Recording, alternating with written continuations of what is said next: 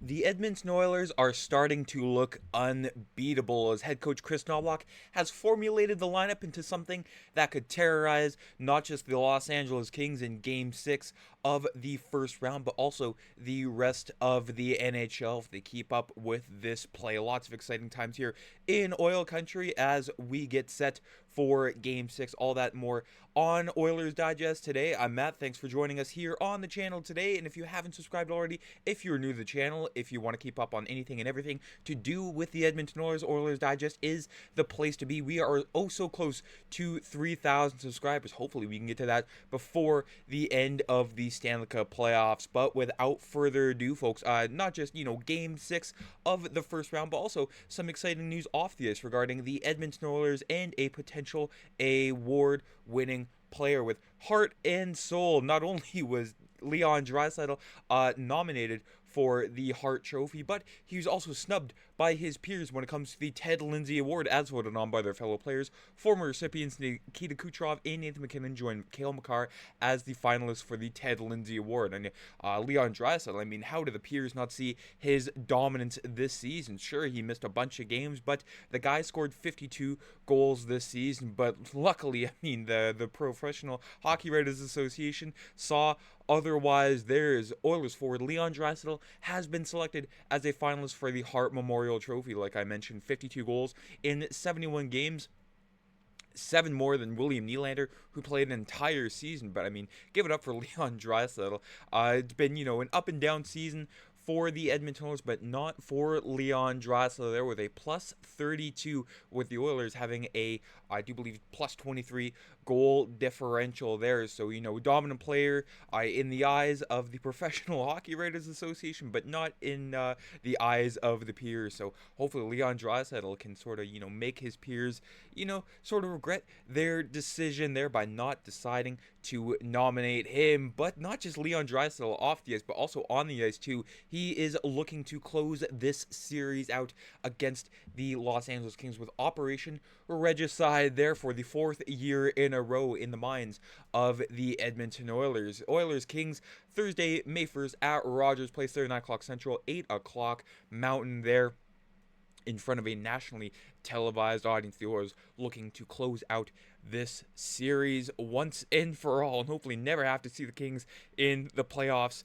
for the foreseeable future. And then Kris Knoblauch, the minds of the Oilers heading into this one tonight, not just this one tonight, but their minds after the game the other night in Los Angeles, game number 5. I think everyone was just ready for the challenge coming into this building in LA, with Crypto.com Arena being a very hard place for the NHL, the other NHL teams, not just in the playoffs, but also this year, playing against a good team, but also that we kind of challenged every line to bring something tonight, and that there is no line that we're hiding. We can have our fourth line play against the other's top line. We feel very confident in that, and in doing that, we don't have to worry about matchups. We can just roll our lines. The Oilers loading up Draisaitl in McDavid, the common duo nickname, but they've also found something that can, decimate the Kings line by line there, and they've had the deepest roster that we've seen all season long there. Not just, McDavid and Draisaitl, but, guys like Trent Frederick, who's finding his own on one ankle. It seems to be like Evander Kane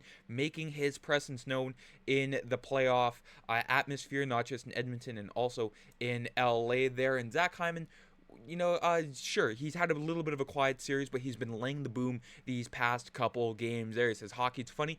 It's carryover momentum. Each game is different, and you don't necessarily carry over momentum each game.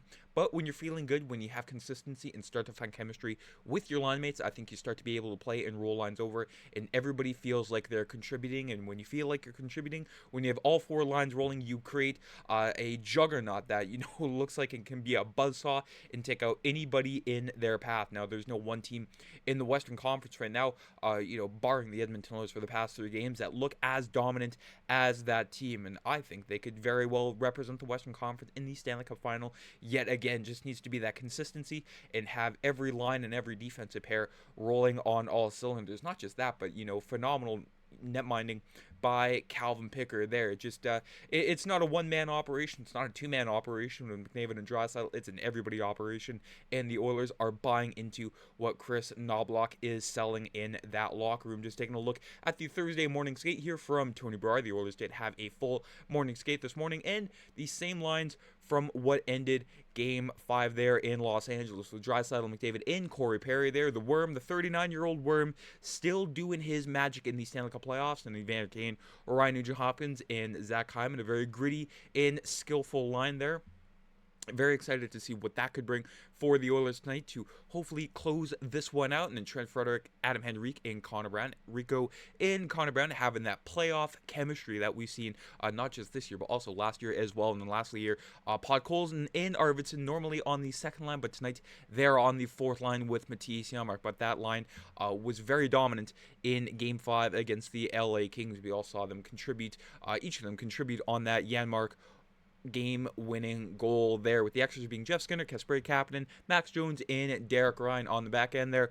It seems to be just an ever-flowing back end for the Edmonton Oilers. Nurse Bouchard, Jake Wallman, John Klingberg, who's been phenomenal in these Stanley Cup playoffs ever since he came into the lineup. And then lastly here, Brett Kulak and Ty Emberson. But we've seen, Nurse Kulak and Ty Emberson sort of all rotate with each other. We saw Nurse and Kulak to start Game 5, and then ever so often we did see Nurse and Nurse and Kulak, and then Kulak and Emberson there, evenly split with Brett Kulak in those two defensemen there, with Troy Stecher not in the lineup tonight, and then Cal Pickard again gets the start in net for your Edmonton Oilers. And like I did mention, the Oilers, all four lines that will roll together. We did see Zach Hyman, Connor McDavid, and Leon Draisaitl play for 2 minutes in a bit there, but the four lines above them are what we saw in Game 5 for the most part, and we will continue to see that again. All four lines again, time and time again, reiterating, just a well-oiled machine that they are, no pun intended. But when everybody is confident, that is a very, very dangerous team to face off against in the LA Kings with their backs against the wall. It's not going to get any easier in front of that loud Edmonton crowd at Rogers Place tonight, waving their bright orange towels there. Not to mention the defensive pairings. Darnell Nurse, hopefully he can get something clicking tonight, but the other five defensemen there, phenomenal job there. Jake Wallman had a few key smart plays there in Game 5. John Klingberg, more of the same there. Evan Bouchard, you take the good with the bad with Evan Bouchard there. He is the cause to and solution to all of life's problems there on that Oilers blue line. And Brett Kulak, the Swiss Army knife on that blue line. Phenomenal job, not having Matisse Ekholm in the starting lineup. And then Ty Emberson still trying to find his footing in this Oiler locker room.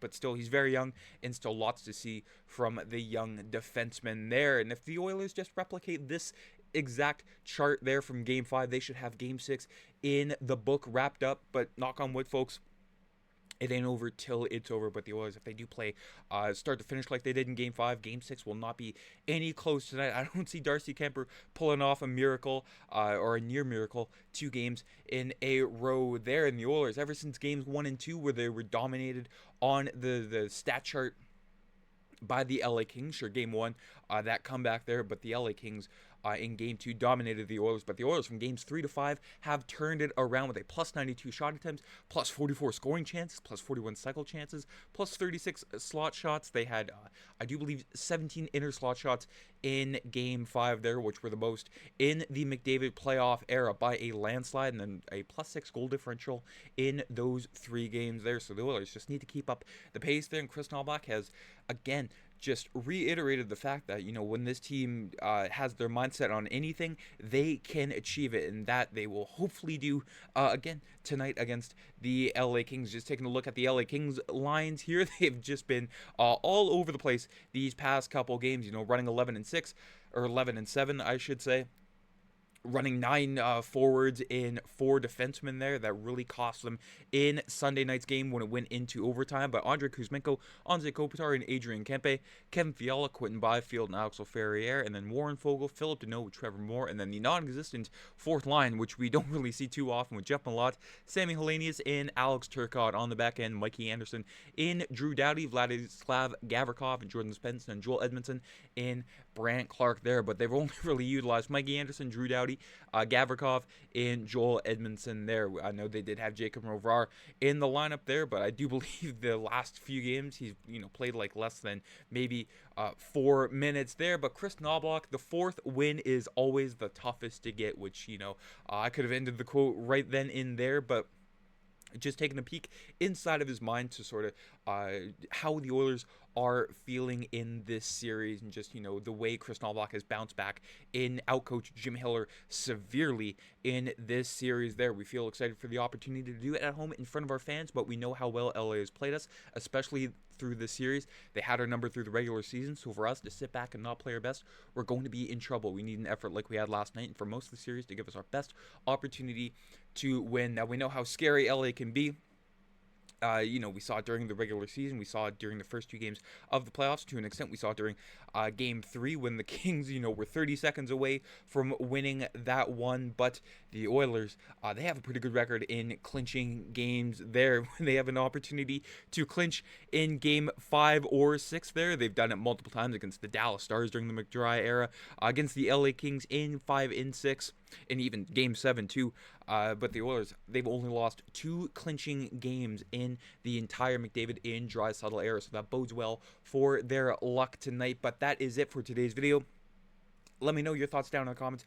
How you've been liking Kris Knoblauch's coaching so far? Do you think he could do anything different with this lineup? I think it's pretty perfect. I mean, the way they did play in Game 5, there's no reason why they couldn't do it again tonight, especially with last change against the LA Kings and in front of a raucous home crowd there that is looking to send the Kings packing for the 4th year in a row. And if you haven't already, make sure you subscribe here to the channel. And folks, enjoy the game tonight. Let's go Oilers. Let's see that handshake line tonight. I am so sick of the LA Kings, and I'm sure you are too. But take care. Enjoy the game. Let's go Oilers. I'm Matt.